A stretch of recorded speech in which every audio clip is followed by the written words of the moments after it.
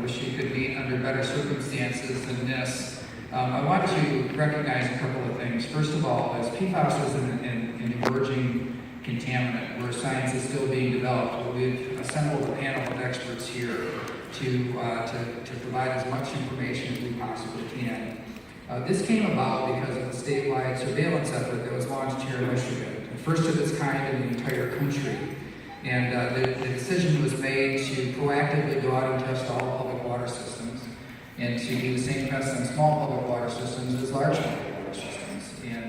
And what we have seen happen under the worst of circumstances, what we've seen happen here, our communities and people come together at a level which is really quite remarkable, and I would even call it unique. When the test results came back and Parchment was contacted, and the county got involved, and the city of Kalamazoo got involved, and the emergency declarations were made and went up through the whole process, including a state emergency declared. It allows for additional resources to be unlocked, but also for red tape and barriers to be eliminated for much quicker action than what you would otherwise see. And so you'll learn tonight about exactly where things are, and tonight is about answering your questions. But I do want to give a big thank you to volunteers and community members and the emergency personnel at all these different levels of government that came together and have found a way to say yes, time after time after time. I have not seen a single territorial dispute between different entities in this case, and so I want you to, from a person who doesn't happen to live in this community, I want to share with you really how special that is in a situation like this, how important it is, and how much quicker things have moved because of that. And with that, I'd like to introduce your Congressman, Fred Upton.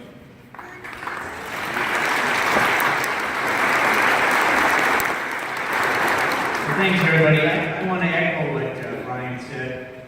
Particularly, I want to give a shout out to Sheriff Fuller. I spent a lot of hours in that EOC, Emergency Operating Center, over the last number of days and through the weekend. And he has really made Team Kalamazoo, all of us, very proud of that operation to make sure that the information was disseminated as quickly as we could, and the resources are there on both a short-term and a long-term basis. I want to also thank the Parchment Panther football team. I don't think we needed a lift truck to get 12 semis unloaded. I know that we've got more scheduled to come, thanks in large part to Margaret O'Brien, what she was able to identify to come in and help. But let me just say a couple of things. We learned a lot from Flint. And sadly, we learned that the EPA then didn't share, they weren't as transparent as they should as they knew about it for a good number of months. The congressman from Flint, Dan Kildee, and I worked together on legislation that President Obama signed that said when EPA is aware of these, they need to be involved day one. They need to report within 24 hours publicly to the community, and they need to work with the state on a plan to correct it. They did that here. We're delighted to have EPA here. I talked to the EPA administrator last week. They did what we asked them to do. Second big thing that we're asking, and a couple of weeks ago now, Dan Kildee and I did legislation. I'll use my big boy voice. Dan Kildee and I did legislation, or we did a letter to the EPA. We don't know if this standard is right or not, 70 parts per trillion. But doggone it, we better find out what it is. And if that number needs to be lower, it needs to be adjusted right away to get to a lower number. That's going to happen. It's going to happen either by their own, or we're going to do legislation to make sure that it happens. So I appreciate everybody being here. And I also want to say we're going to continue to learn from this experience. We're going to have hearings in the Energy and Commerce Committee when Congress comes back after Labor Day. We're going to have a Michigan witness. We're going to see what we learn from here, and we're going to make sure that other states follow what we've done right here. Thank you. I want to introduce Mayor Brittigan.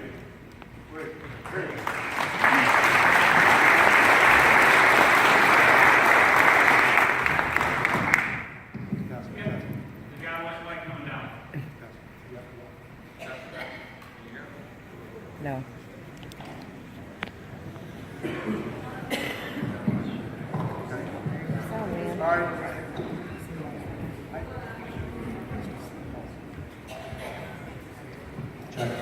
Okay, thank you. Hello, everybody, and welcome to this important town hall meeting. Unfortunately, my big boy voice isn't as good as Fred's after all talking to folks in the open house, but thank you for attending that as well. I'd like to introduce Jeff Sorensen, who has been part of this as well. He is the supervisor for Cooper Township. Jeff?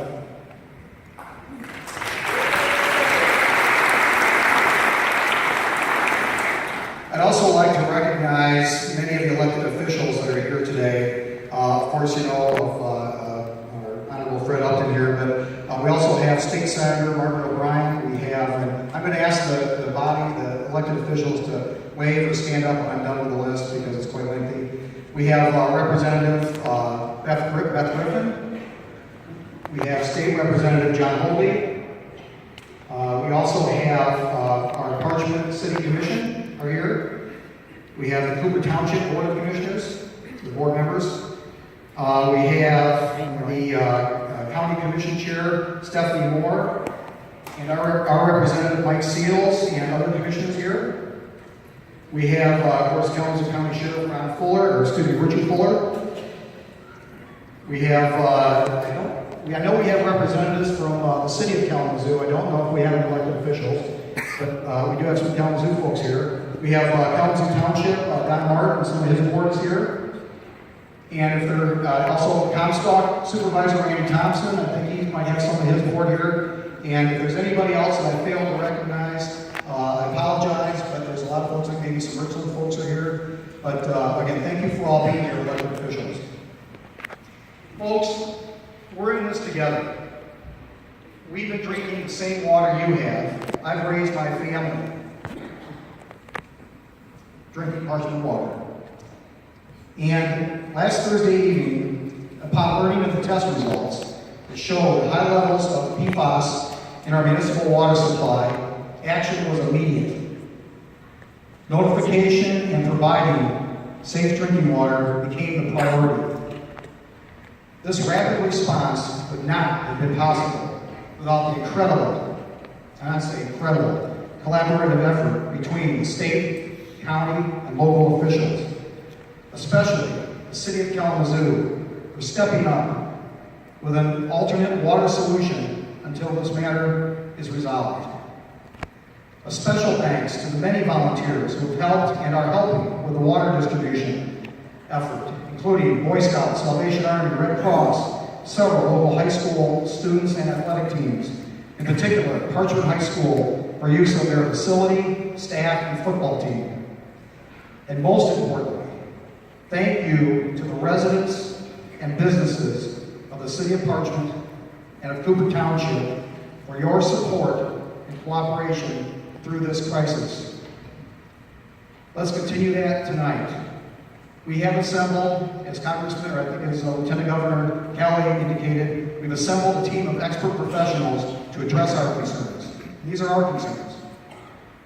So to start that off, I would like to introduce Mr. Jim Rutherford, who is the health officer for the Kalamazoo County Health and Community Services.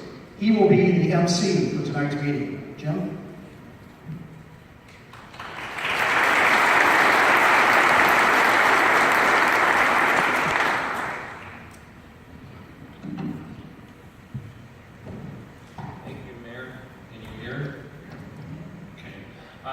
I'm the health officer, Jim Rutherford, with the Kalamazoo County Health and Community Services Department.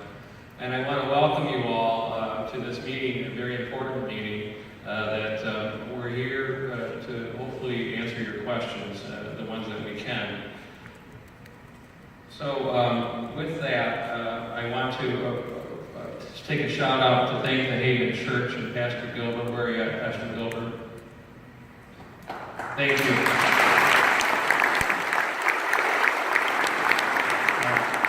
To be able to assemble a meeting that can accommodate 1,000 people, they just were very grateful.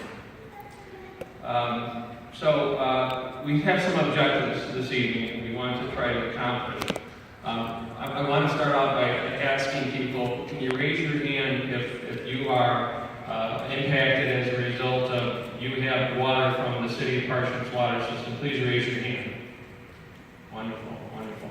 So I'm going to tell you right now, this meeting is for you. We want to make sure that we're here to address your questions, hear your comments, and hopefully give you the chance to walk away with the understanding that we're going to try to answer your questions. And if we don't have an answer for your questions tonight, we're going to make sure that we find out an answer for your questions. We know that this has been very impactful for you. We know that it's very anxiety-ridden. We know that it's scary for a lot of you that have lived here a long time or lived here a short time. And the fact that you've been ingesting this water for that amount of time is concerning to you. But hopefully we're here to resolve some of those concerns. We want to talk to you. We've got a panel of experts here that have been intimately involved with this process from the beginning. We want to be able to tell you what we've done, what we're doing, and what we're going to do. With that, we're going to hopefully spend some time, and what I want to be able to emphasize is the takeaways. So we're going to spend time throughout their presentation to talk about, again, what they've done, but just as important to that is what we plan on doing in the future.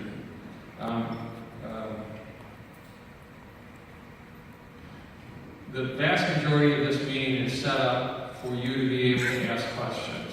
And we are limiting that at this point in time to residents within the city of Parchment and within Cooper Township that have been impacted.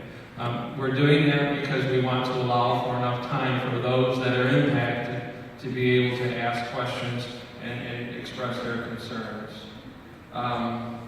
It's important that we keep this meeting as productive and informative as possible. Again, we want to ensure that we answer your questions. We've got a couple of housekeeping items that we want to talk about, and then we're going to start the presentation. The presentations are going to be each of these officials will be, and they're representing state health department, the DEQ, local. They're going to be talking about their areas of expertise and how that impacts the incident. After their presentation, we're going to have questions and answers. Now, we have two ways to go about doing the questions and answers.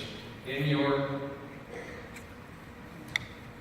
pews, there are these white sheets here, these index cards. Please, if you want to do a written question, you can do that, and there'll be people collecting these. So you'll have plenty of time, don't rush. As you go through and listen to the presentation, it might invoke a question for you. Or you may have a question that you know that you want to ask right now. We're going to get to as many of these as we can. We're going to split the time up between 45 minutes of time spent answering these questions, and hopefully if we get it in time, and I'll signal when it's time to get your last question in, people will collect it, and we're going to get them up there so that they can be projected on the overhead. The other part of the meeting will be actual verbal questions. And again, we're limiting it to residents that are impacted. If you're interested in speaking at the microphone, and that'll be towards the end of the meeting, there'll be these, and if we have people that can, if you turn to the back of you, the individuals that are waving the yellow folders, just see them, and all we're asking you to do is just write down your name and your address to verify residency. So, a couple of other things. We want to make sure that we're courteous and respectful this evening. These people and their support staff are here. They didn't cause this problem, but they're here to help fix this problem. They have been working around the clock. Many of them are on very little sleep since Thursday night, so please be respectful. After the presentations, we'll have plenty of time for questions and comments. Each of the questions are going to be limited to 3 minutes. So right now, I'm going to begin to transition into the presentation. I'm going to introduce you all collectively, and then we'll have them come up each at a time. So Mark Ducharme, raise your hand. Mark Ducharme is from the Michigan Department of Environmental Quality, and he's going to provide us an overall PFAS update.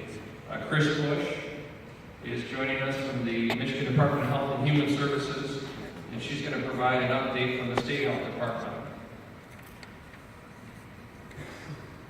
Dr. Will Nettleton is our local medical officer with the Kalamazoo County Health Department, and he'll be providing some local perspective as it relates to public health issues. James Baker is the director of the water utility with the city of Kalamazoo, and he's got some updates relative to the water system at the city of Kalamazoo. And then finally, Brian Bergane is going to provide an update regarding water distribution. Off to their side are, again, many of their staff. They have a staff from the state and local public health.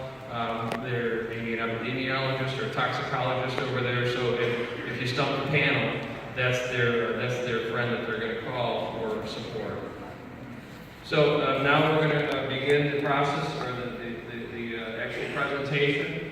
You can follow each of the speakers. Some of them have PowerPoint presentations. You can follow that on the screen above. Again, we'll hold all questions until the questions and answers. So we're going to get started out with Mark Ducharme.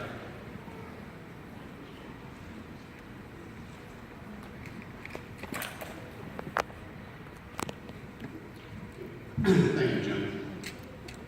So one of the things we're going to do tonight and why we're here is this is an opportunity for us to come and talk to you about what are PFAS and be able to answer the questions and help inform you on some of the things that we've done over the past few days. So what are PFAS? PFAS are, I'm going to talk about the common name and I'm going to talk about it again. They're perfluoroalkyl and polyfluoroalkyl substances. These include perfluorooctanoic acid, or PFOA, and perfluorooctane sulfonic acid, which are PFOS. The reason we mentioned the three acronyms we use are PFAS, PFOA, and PFOS. And after that, that's how we'll talk about it. So in recent years, we've become concerned about PFOA, or excuse me, about PFAS. You know, we've developed that these things have a concern in the environment and they have a concern in human health. And I'm not going to talk about the health part too much. We've got other people that will get into the health part. But we want you to know that there's a whole lot more we need to learn about PFAS. And we're just beginning to understand these, something about PFAS now. The science is emerging. Lieutenant Governor Kelly mentioned it's an emerging contaminant. It means we don't know a lot about it yet, but we're rapidly trying to learn. If we could go to the next slide, please. So what do we use PFAS for? PFAS was used in a variety of uses around the country. And these are things that have made our life more convenient, more simple in our days. So they were used in aerospace industry, they were used for putting out certain fires. So sometimes you hear the term AFFF, which is a firefighting foam that's used to put out fuels. Textiles, things like Scotchgard. So just simple little things to be able to protect fabrics and make them waterproof and well. When we get into here, one of the ones I want to be able to mention here specifically in this area, we're still trying to learn where the PFAS came from, but it was also used in paper making industry in some cases. And these were used for coatings on papers. If we could go to the next slide, please. So what is an emerging contaminant? You know, an emerging contaminant is a contaminant. These are chemicals and materials that can enter into the environment, can enter into water. And again, we're trying to learn some of the science on these chemicals now. They don't have a lot of peer-reviewed science information yet. You heard Congressman Upton talk about that. We don't have that science that's really well documented at this point. There's a lot of effort being done in that area. And then standards and regulations are generally not put in place yet. And if we could go to the next slide, please. So one of the things we want to talk about now is Michigan's leadership role.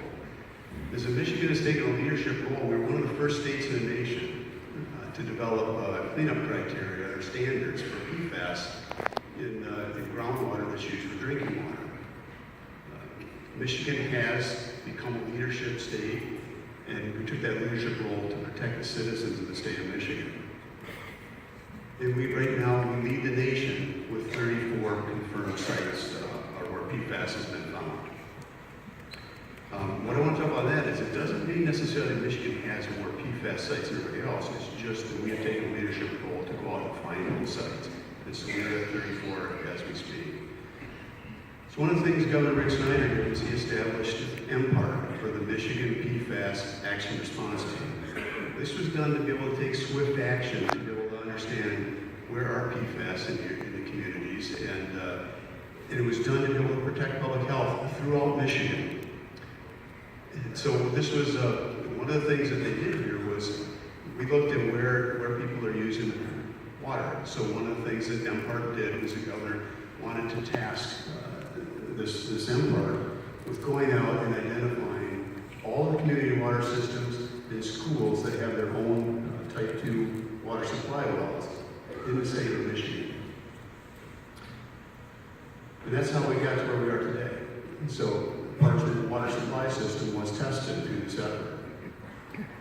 And on late Thursday, well actually Thursday afternoon, I think it was about 3:30, 4 o'clock, so fairly late in the afternoon, we learned of the PFAS that was in the Parchment water system, in the water supply wells. And the important part here is this is why I mentioned PFOS and PFOA. Their combined levels were detected above the lifetime health advisory of 70 parts per trillion in the Parchment water supply wells. If we could go to the next slide, please. Now what I'm going to do is I'm going to very quickly walk through where I think you guys can see this. You should be able to see it. There's 3, and I apologize, I'm going to turn around here and point at a couple of things just to make sure you see what we want to show you. This is Cooper Township up here, and we're in the city of Parchment. This is the supply wells. And so I just want to be able to orient you to that location. In Kalamazoo River is actually flowing this way, so we're looking north as we go up. And if we could go to the next slide, please. What this polygon represents, the big dark line all the way around here, is this dark line represents the area where the Parchment water system is located. So this is where, if you're connected to the Parchment water system, this is the boundary that we've laid out. Now there's a couple of small adjustments that aren't shown on here yet, which is, I believe, right in here, where there's relatively new subdivision. If we could go to the next slide, please. Now what that circle is showing, that shaded circle that just pops up in here, that is a 1 mile radius that goes around, so it's 1 mile in all directions around water supply wells.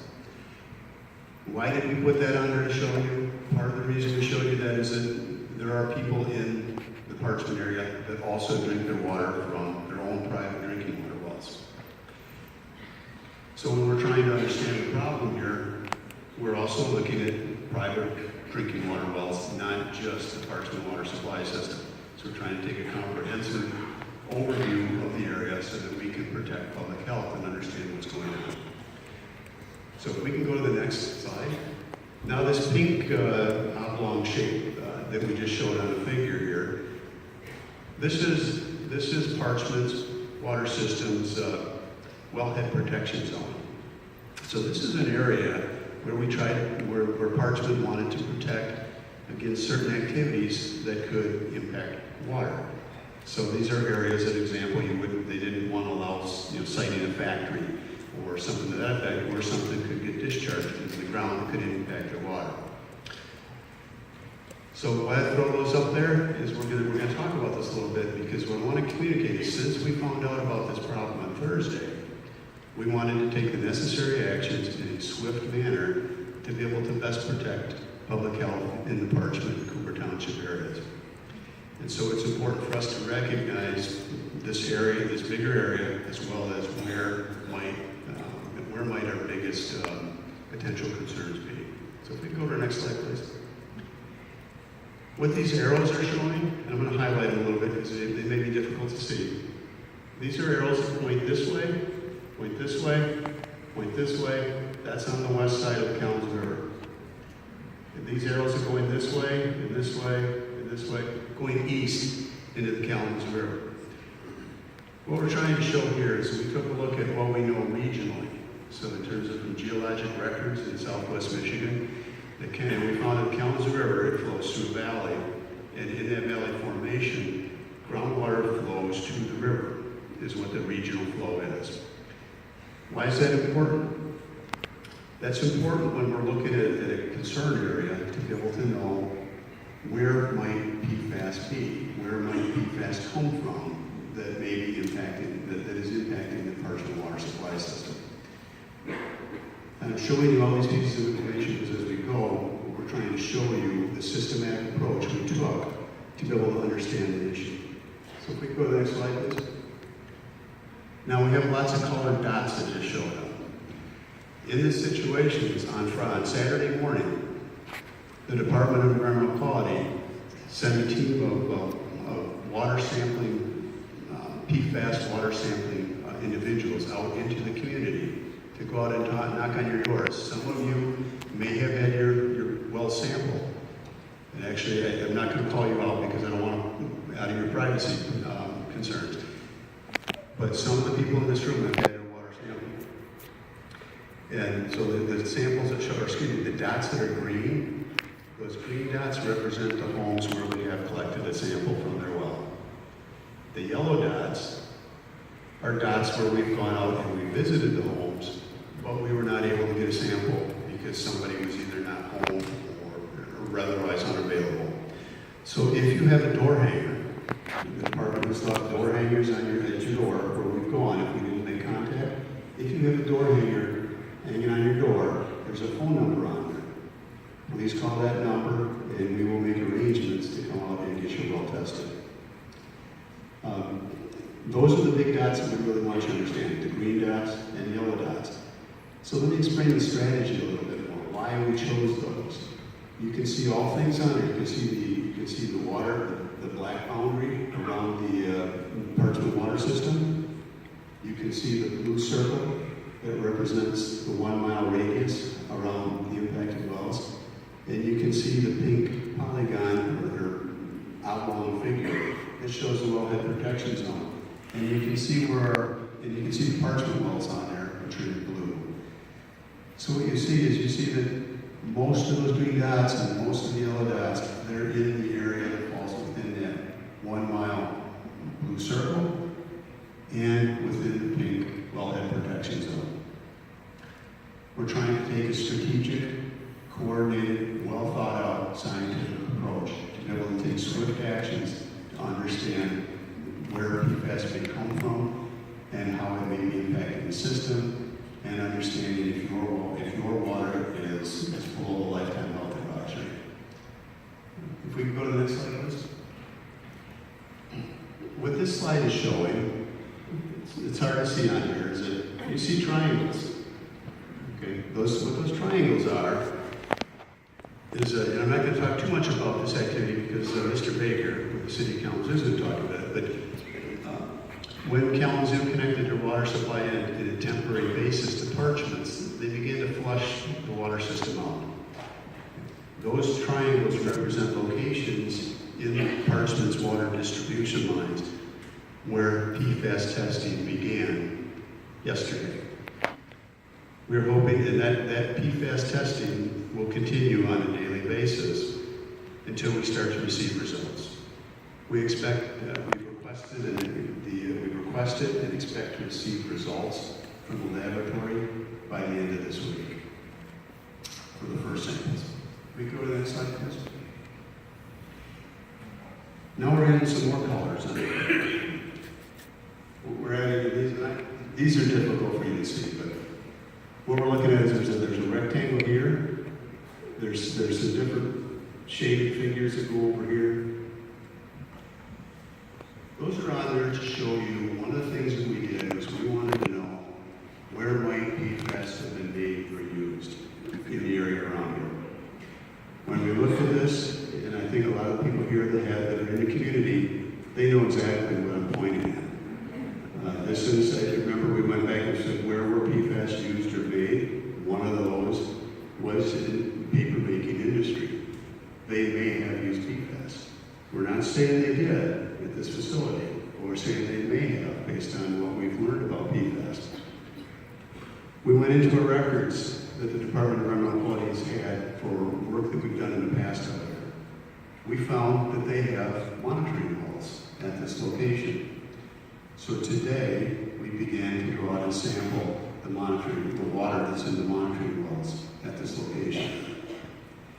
What we hope to learn from that is we hope to learn a more current groundwater flow direction by measuring water level in those wells. We also hope to understand if this is where PFAS may have come from. So we expect those results those samples will be submitted for test results. Also, like I said, we're doing this in a systematic approach. We're doing it concurrent with testing the drinking water wells, so that we're able to move forward in a coordinated, well thought out, structured manner. If we could go to the next slide, please. So what are we going to do next? One of the things we're going to communicate test results to the community as they are received. The samples that we've collected from your residential wells, where we began a testing activity Saturday, we've requested and expect to receive results from the laboratory beginning next week. As we get those results, we're developing a plan to communicate those to the public. We'll continue to test water chemistry, lead and copper, and PFAS in the Parchment water system. This is important to understand if the connection, the water that's coming from Kalamazoo to the Parchment water system is going to be below the lifetime health advisory. We're going to flush service lines. Before we do that, you will be provided with instructions on when and how to flush whole house. So this is all the things in your house. This is the water that goes through your plumbing, the water that goes through your water softener if you have one, through your hot water tank, and various different appliances. So you will get instruction on that when the time is right. The slide, things are moving quickly. This morning, the Department of Environmental Quality provided a permit to the city of Kalamazoo to provide for a more permanent connection, still temporary, but a more permanent connection to the Parchment water system. Right now, if you've been in the area, you can see it's being pumped through fire trucks. So that's what they're looking at, and they provided that permit, and Jane and Mr. Baker will talk about that. We're going to continue to test drinking water wells. We're going to continue to test monitor wells. And we're going to go out and begin testing surface water. Also, at the front